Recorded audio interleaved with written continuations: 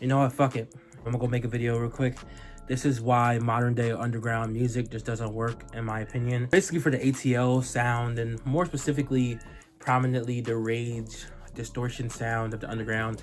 The specific reason why I don't think it works is because a lot of artists aren't derivative enough and they don't add nothing to the sound. I feel like there's not really any uniqueness. There's not really any separation. It's like everybody all sounds the same within the distortion realm of the underground. Not even just that, but you can really hear what my friend Hollow said that was very good is there's not really any, you can hear their inspirations. That's a good word for it. You can really hear their inspirations and how they talk and how they flow and like their cadence and stuff like that. There's like you can really hear their influences and inspirations, but it isn't a bad thing. You should be wearing your influences on your sleeve. But if you sound too much like that artist, why would I go listen to you when I can go ahead and listen to that artist? That's my main problem with Nespin's ELC album and Thursday Hunter Saints tape and stuff like that, and like Skate Stars tape, is that they sound too much like somebody else that came before them.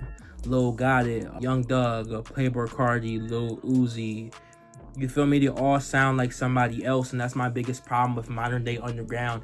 And then it's like when somebody is creative and they do bring something to the scene, they get clowned for it. Like for example, the amount of hate that I see for Slayer, I feel like is unacceptable.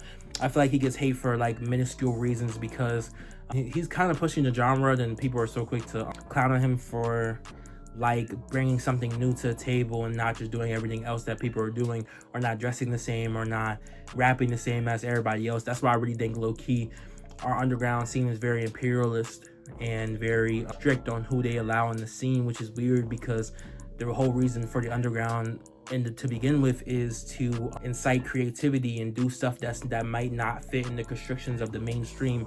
And now it seems like everything is such, it now seems like the underground is such a gated community. It's weird. I don't like the way our new underground operates and stuff like that, because back in like 2020, 2021, we had all these different sounds that are coming out, and people in the underground was very accepting of what was coming. It's like nowadays, everybody's so used to certain sounds that other sounds kind of get clowned or pushed over, or clones are getting popular.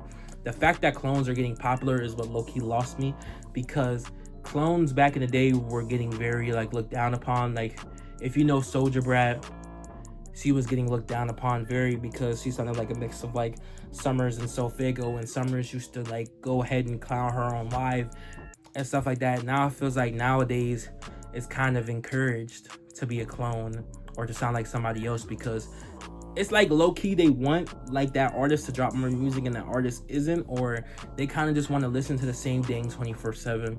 That's why I feel like a lot of people like Nine Vicious, and don't get me wrong, I like Nine Vicious too, but let's be real, Nine Vicious he barely switches out and swaps out his sounds, and that's coming from someone that actually likes his music.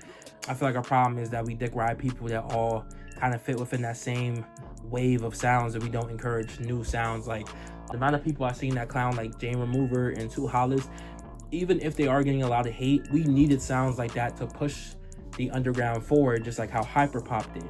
Now we mix hyperpop with R&B and all these different sounds, and that's how we got people like Slayer and we got people like Lucy, is by pushing these sounds forward. Even if I don't like the sound personally, I'm not going to discourage anybody that makes that type of sound. You know what I mean? And I feel like we're just too quick to discourage anybody that tries anything new, and that's why nobody ever tries anything new out of the little moniker of the underground that we focus on. Because we only focus on a small little section of the underground. We don't focus on like every other atmosphere of that's within the underground. Like there's indie pop, of course there's all these different types of rap. Like it's not only just people hopping on Perk 40 beats or distortion beats or ambient beats, you know what I mean? Like there's those different people that exist within the underground. I just feel like anything that we automatically just don't like, we push aside and discourage, which is what I feel like our biggest problem as the underground is. I feel like we aren't consistently breaking barriers and attempting to try something new, which I think is another problem with the underground. And I think that the gatekeepers are turning this into an imperious environment where only a rapper that fits their image can get in, and rappers that don't fit their image can't fit in. And that's where I feel like our hugest problem comes from. Let me know what you guys think below, and like and subscribe if you enjoyed this video, and tell me if you want more videos like this.